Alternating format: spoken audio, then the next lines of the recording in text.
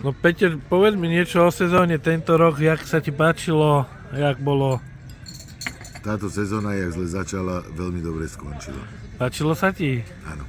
Nemal si problémy s loďkou? Nie žiadne, akurát mi odišla vodná pumpa, keď som mal zákazníkov na lodi, ale úplne perfektne. Ale spravil si to, hej? Samozrejme za 2 dní, výborne urobené. Výborné, dobre. Mirko, ty čo? Ja som tiež spokojný maximálne. Sezóna dobrá bola? Perfektná, noví kamoši, dobrý. My sa stretli, boli sme na parádnom výlete, ne? No, tam bolo super, no. Danielka? Perfektné, dlhé, úžasné, horúce leto. A z tejto sezóny bolo čo najlepšie? Asi tá komora, ten stres, keď No. sme sa hojdali. No, Komora bola totálna bomba. to bolo perfektné, že? Bolo super. Mám to rýchlo. Ktorý bol výlet do dieru, lebo tam mali nejaký trapný kajakári, raft. Urobíme to budúci rok. Budúci rok robíme Budapešť, to bude Máme 5-dňový plán. výlet. Hej? A myslíš, že aj ja to zvládnem s mojou loďou? Samozrejme. Maďarskú túru robíme. Szentendrejský kanál, Duna Bogdány, Aquapark, Tobogány, Nesmély, najjužnejší bod Slovenska, pôjdeme Patince. No mali by sme Všetko ešte pripravené. spomenúť, kto všetko s nami bol tento rok.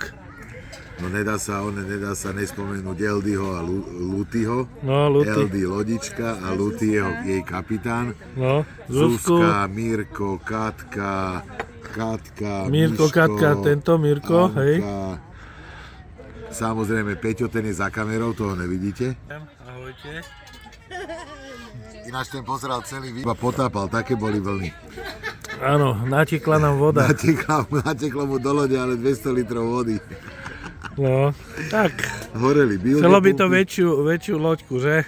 Áno, a potom ja, kapitán Peter z liveondanube.com alebo loďovpodunaji.sk Všetko a sme naša vybavili. posádka Danielka.